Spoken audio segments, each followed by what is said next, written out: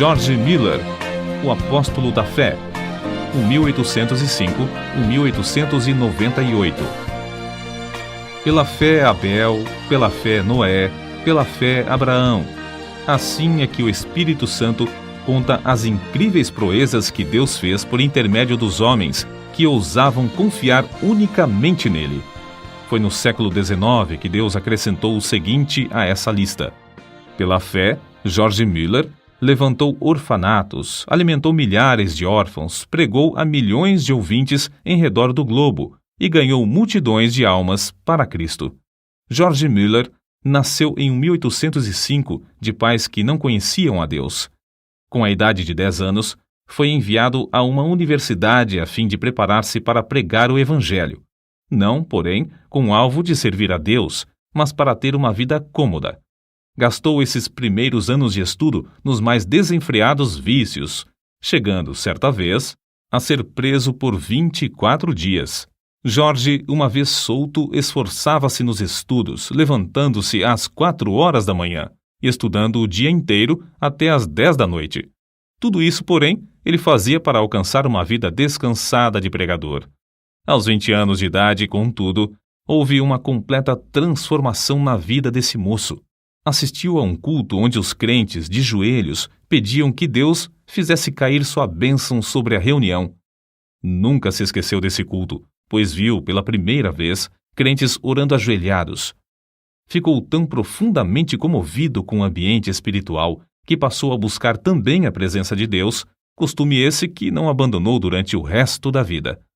Foi nesses dias, depois de sentir-se chamado para ser missionário, que se hospedou durante 2 meses no famoso orfanato de A.H. Frank. Apesar de esse fervoroso servo de Deus, o Sr. Frank, ter morrido quase 100 anos antes, em 1727, o seu orfanato continuava a funcionar com as mesmas regras de confiar inteiramente em Deus para todo sustento. Mais ou menos ao mesmo tempo em que George Mueller hospedou-se no orfanato um certo dentista, o Sr. Graves. Ele havia abandonado suas atividades, que lhe rendiam um salário de $7.500 por ano, a fim de ser missionário na Pérsia, confiando só nas promessas de Deus para suprir todo o seu sustento. Foi assim que George Mueller, o novo pregador, recebeu nessa visita a inspiração que o levou mais tarde a fundar seu orfanato sobre os mesmos princípios. Logo depois de abandonar sua vida de vícios para andar com Deus, chegou a reconhecer o erro, mais ou menos universal, de ler muito acerca da Bíblia e quase nada da Bíblia. Esse livro tornou-se a fonte de toda a sua inspiração e o segredo do seu maravilhoso crescimento espiritual. Ele mesmo escreveu: "O Senhor me ajudou a abandonar os comentários e a usar a simples leitura da Palavra de Deus como meditação. O resultado foi que, quando a primeira noite fechei a porta do meu quarto para orar e meditar sobre as Escrituras, aprendi mais em poucas horas do que antes durante alguns meses. A maior diferença, porém, foi que recebi, assim, força verdadeira para a minha alma." Antes de falecer, disse que lera a Bíblia inteira cerca de 200 vezes. 100 vezes o fez estando de joelhos. Quando estava ainda no seminário, após os cultos domésticos realizados à noite com os outros alunos, frequentemente continuava orando até a meia-noite. De manhã, ao acordar, chamava-os de novo para a oração às 6 horas. Certo pregador, pouco tempo antes da morte de George Mueller, perguntou-lhe se orava muito. A resposta foi esta: "Algumas horas todos os dias, e ainda vivo no espírito de oração. Oro enquanto ando, enquanto deitado e quando me levanto. Estou constantemente recebendo respostas. Uma vez persuadido de que certa coisa é justa, continuo a orar até receber. Nunca deixo de orar. Milhares de almas têm sido salvas em resposta às minhas orações. Espero encontrar dezenas de milhares delas no céu. O grande ponto é nunca cansar de orar antes de receber a resposta. Tenho orado 52 anos, diariamente, por 2 homens, filhos de um amigo da minha mocidade. Não são ainda convertidos, porém, espero que o venham a ser. Como pode ser de outra forma? Há promessas inabaláveis de Deus e sobre elas eu descanso. Não muito antes de seu casamento, não se sentia bem com o costume de receber salário fixo, preferindo confiar em Deus em vez de confiar nas promessas dos irmãos. Deu sobre isso as 3 seguintes razões. Primeira, um salário significa uma importância designada, geralmente adquirida do aluguel dos bancos. Mas a vontade de Deus não é alugar bancos.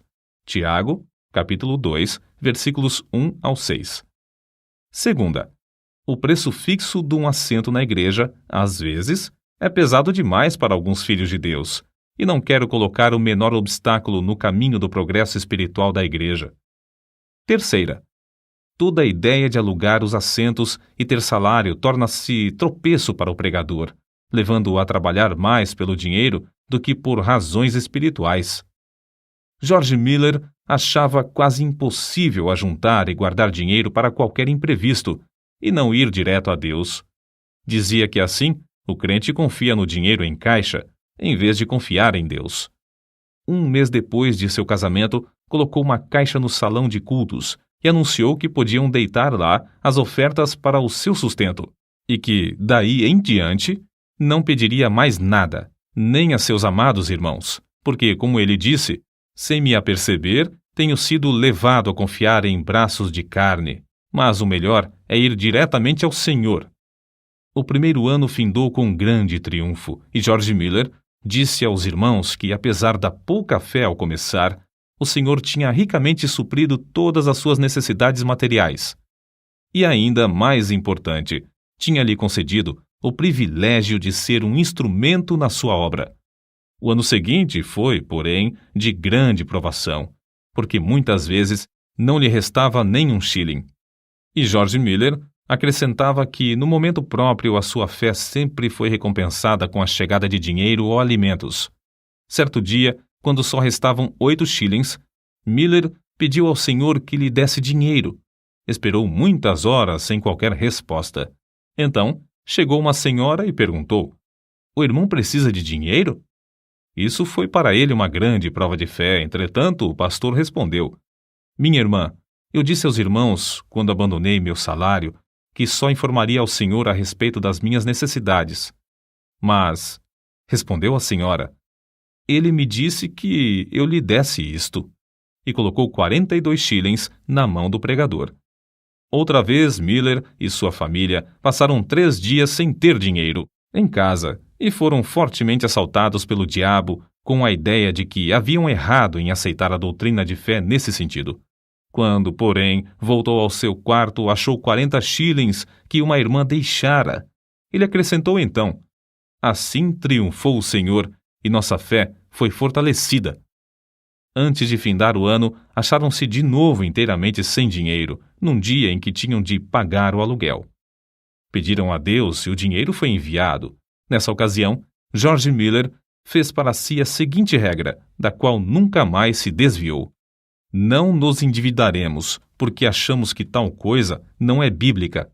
Romanos capítulo 13, versículo 8. E assim, não teremos contas a pagar. Somente compraremos o que pudermos, tendo o dinheiro em mãos. Assim sempre saberemos quanto realmente possuímos e quanto temos o direito de gastar. Deus, assim, gradualmente treinava o novo pregador a confiar nas suas promessas. Estava tão certo da fidelidade das promessas da Bíblia que não se desviou, durante os longos anos da sua obra no orfanato, da resolução de não pedir ao próximo e de não se endividar. Um outro segredo que o levou a alcançar tão grande bênção de confiar em Deus foi a sua resolução de usar o dinheiro que recebia somente para o fim a que fora destinado. Essa regra ele nunca infringiu, nem para tomar emprestado, apesar de se ter achado milhares de vezes face a face com as maiores necessidades. Nesses dias, quando começou a provar as promessas de Deus, ficou comovido pelo estado dos órfãos e pobres crianças que encontrava nas ruas. Reuniu algumas dessas crianças para comer consigo às 8 horas da manhã e, a seguir, durante 1h30, ensinava-lhes as Escrituras. A obra aumentou rapidamente. Quanto mais crescia o número para comer, tanto mais recebia para alimentá-las, até se achar cuidando de 30 a 40 menores. Ao mesmo tempo, George Miller fundou a Junta para o Conhecimento das Escrituras na nação e no estrangeiro. Os alvos eram: primeiro, auxiliar as escolas bíblicas e as escolas dominicais. Segundo, espalhar as Escrituras. Terceiro, aumentar a obra missionária. Tudo foi feito com a mesma resolução de não se endividar, mas sempre pedir a Deus, em secreto, todo o necessário. Certa noite, quando lia a Bíblia, ficou profundamente impressionado com as palavras: abre bem a tua boca e te encherei. Salmos, capítulo 81, versículo 10. Foi levado a aplicar essas palavras ao orfanato, sendo-lhe dada a fé de pedir 1.000 libras ao Senhor. Também pediu que Deus levantasse irmãos com qualificação para cuidar das crianças.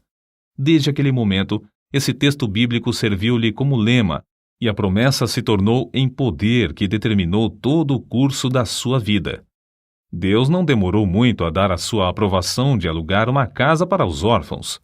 Foi apenas 2 dias depois de começar a pedir que ele escreveu no seu diário: hoje recebi o primeiro shilling para a Casa dos Órfãos.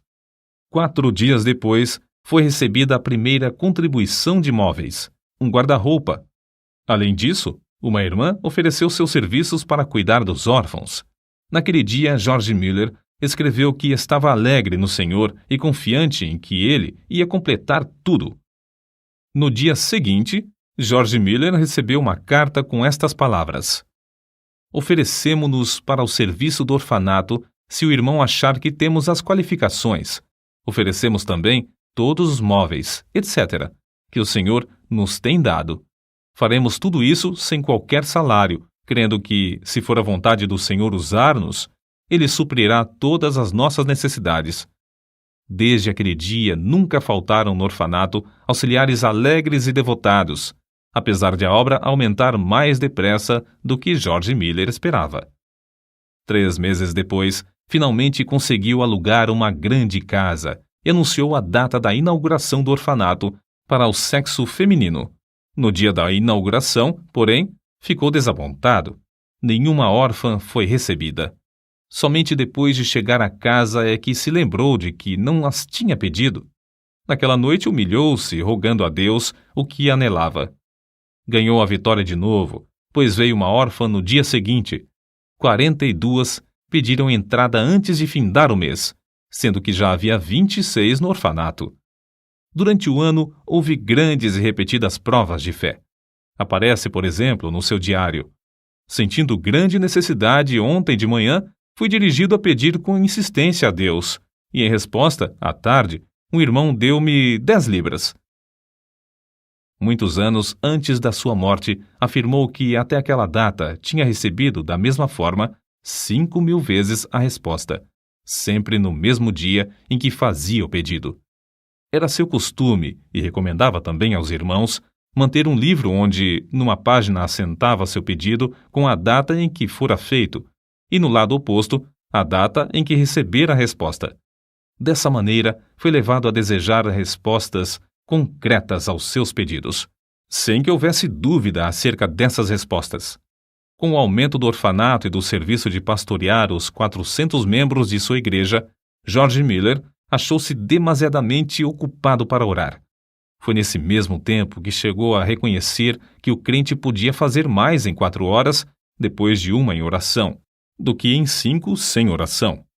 Essa regra ele a observou fielmente durante 60 anos. Quando alugou a segunda casa para os órfãos do sexo masculino, disse: ao orar, estava lembrado de que pedia a Deus o que parecia impossível receber dos irmãos, mas que não era demasiado para o Senhor conceder. Ele orava com 90 pessoas sentadas às mesas. Senhor, olha para as necessidades de teu servo. Essa foi uma oração a que Deus abundantemente respondeu. Antes de morrer, testificou que, pela fé, alimentava 2.000 órfãos, sendo que nenhuma refeição se fez com atraso de mais de 30 minutos.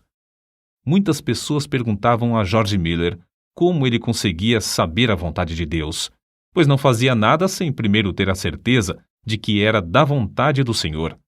Ele respondia: Procuro manter o coração em tal estado que ele não tenha qualquer vontade própria no caso. De 10 problemas, já temos a solução de 9, quando conseguimos ter um coração entregue para fazer a vontade do Senhor, seja essa qual for.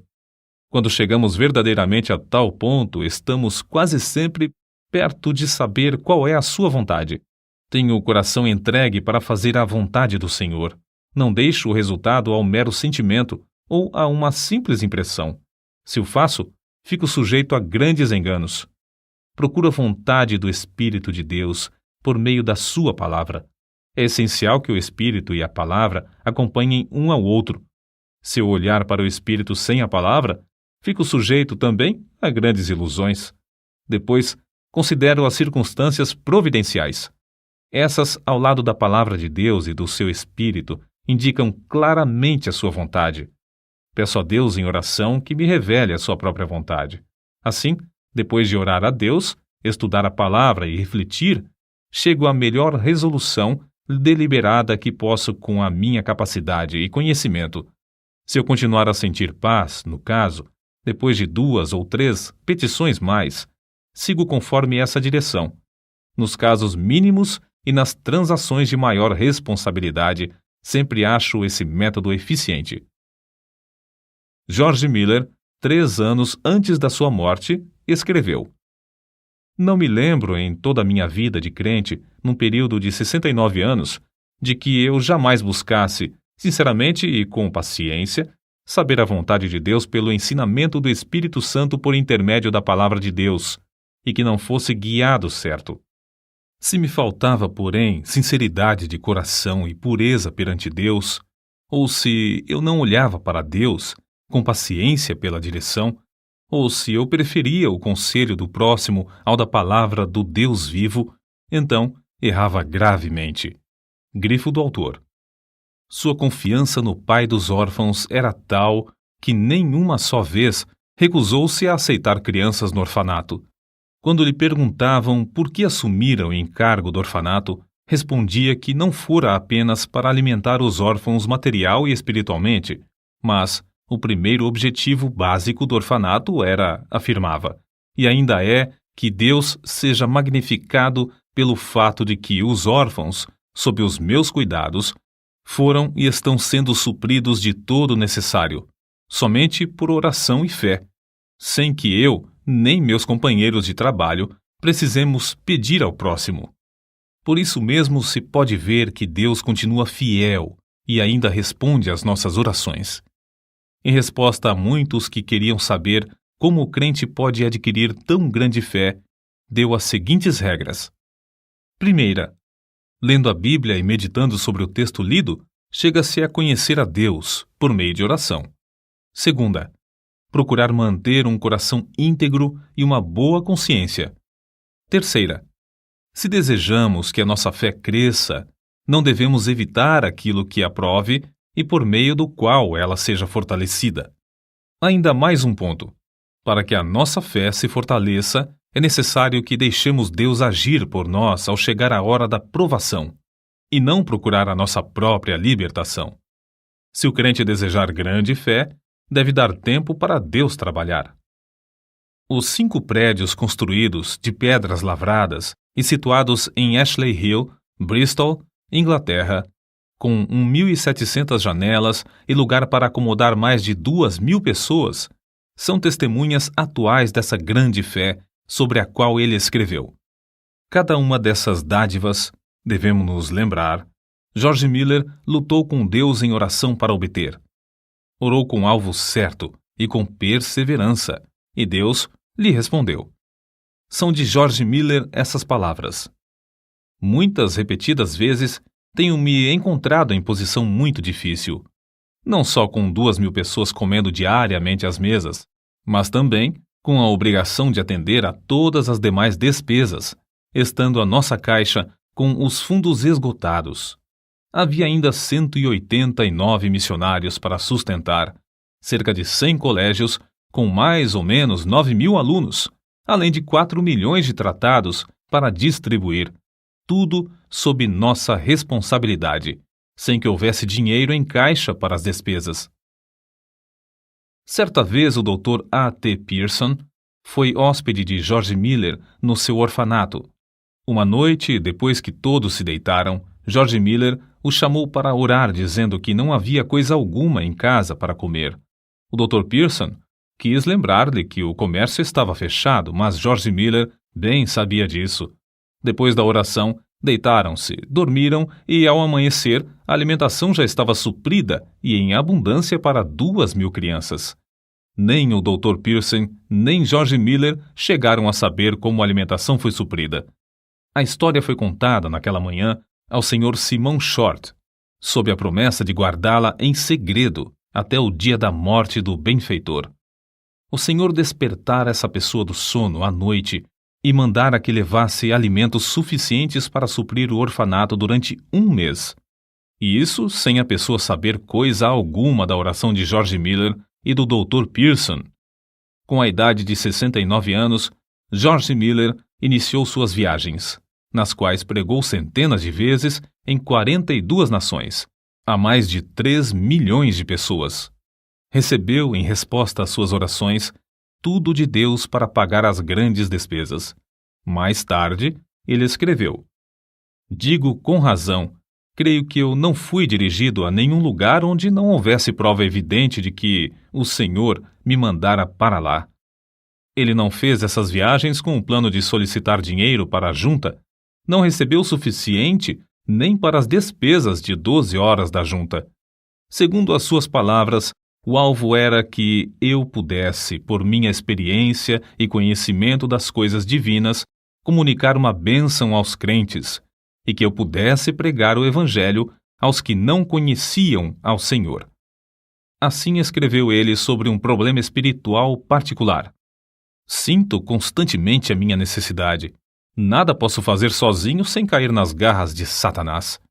O orgulho, a incredulidade ou outros pecados me levariam à ruína. Sozinho não permaneço firme um momento. Que nenhum ouvinte pense que, devido à minha dedicação, eu não me possa inchar ou me orgulhar, ou que eu não possa descrer de Deus." O estimado evangelista Carlos Ingles contou a respeito de George Miller. "Quando vim pela primeira vez à América, faz 31 anos, o comandante do navio era devoto tal que jamais conheci. Quando nos aproximamos da Terra Nova, ele me disse: 'Sr. Ingles, a última vez que passei aqui, há 5 semanas, aconteceu uma coisa tão extraordinária que foi a causa de uma transformação de toda a minha vida de crente. Até aquele tempo, eu era um crente comum. Havia a bordo um homem de Deus, o Sr. George Miller, de Bristol. Eu tinha passado 22 horas sem me afastar da ponte de comando, nem por um momento, quando fui assustado por alguém que me tocou no ombro. Era o Sr. George Miller. Houve então entre nós o seguinte diálogo: 'Comandante', disse o Sr. Miller, 'vim dizer-lhe que tenho de estar em Quebec no sábado à tarde.' Era quarta-feira. 'Impossível', respondi. 'Pois bem, se seu navio não pode levar-me, Deus achará outro meio de transporte. Durante 57 anos nunca deixei de estar no lugar à hora em que me achava comprometido. Teria muito prazer em ajudá-lo, mas o que posso fazer? Não há meios. Vamos aqui dentro para orar', sugeriu Miller. Olhei para aquele homem e disse a mim mesmo: de qual casa de doidos escapou este? Nunca eu ouvira alguém falar desse modo. Senhor Miller, veja como é espessa essa neblina. Não, respondeu ele. Os meus olhos não estão na neblina, mas no Deus vivo que governa todas as circunstâncias da minha vida. O Sr. Miller caiu de joelhos e orou da forma mais simples possível. Eu pensei, é uma oração como a de uma criança de 8 ou 9 anos. Foi mais ou menos assim que ele orou. Ó Senhor, se for da tua vontade, retira esta neblina dentro de 5 minutos. Sabes como me comprometi a estar em Quebec no sábado. Creio ser isto a tua vontade. Quando findou, eu queria orar também, mas o Sr. Miller pôs a sua mão no meu ombro e pediu que não o fizesse, dizendo: Comandante, primeiro, o senhor não crê que Deus faça isso, e, em segundo lugar, eu creio que ele já o fez. Não há, pois, qualquer necessidade de o senhor orar nesse sentido. Conheço, comandante, o meu senhor há 57 anos, e não há dia em que eu não tenha audiência com ele. Levante-se, por favor. Abra a porta e verá que a neblina já desapareceu. Levantei-me, olhei, e a neblina havia desaparecido. No sábado à tarde, George Miller estava em Quebec. Para ajudá-lo a levar a carga dos orfanatos e a apropriar-se das promessas de Deus em oração, lado a lado com ele, George Miller tinha consigo, havia quase 40 anos, uma esposa sempre fiel.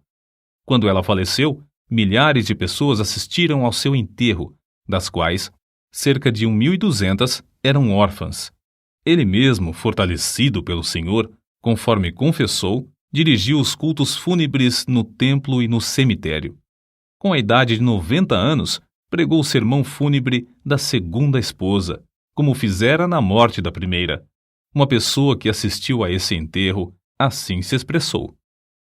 Tive o privilégio, sexta-feira, de assistir ao enterro da senhora Miller e presenciar um culto simples, que foi, talvez pelas suas peculiaridades, o único na história do mundo. Um venerável patriarca preside o culto do início ao fim. Com a idade de 90 anos, permanece ainda cheio daquela grande fé que o tem habilitado a alcançar tanto e que o tem sustentado em emergência, problemas e trabalhos de uma longa vida. No ano de 1898, com a idade de 93 anos, na última noite antes de partir para estar com Cristo, sem mostrar sinal de enfraquecimento das forças físicas, deitou-se como de costume. Na manhã do dia seguinte, foi chamado, na expressão usada por um amigo pessoal. O querido ancião Miller desapareceu de nosso meio para o lar, quando o mestre abriu a porta e o chamou ternamente, dizendo: "Vem." Os jornais publicaram, meio século depois da sua morte, a seguinte notícia: o orfanato de George Miller, em Bristol, permanece como uma das maravilhas do mundo. Desde a sua fundação, em 1836, a cifra que Deus tem concedido, unicamente em resposta às orações, sobe a mais de 20 milhões de dólares, e o número de órfãos ascende a 19.935. Apesar de os vidros de cerca de 400 janelas terem sido partidos recentemente por bombas durante a Segunda Guerra Mundial, nenhuma criança e nenhum auxiliar foi ferido.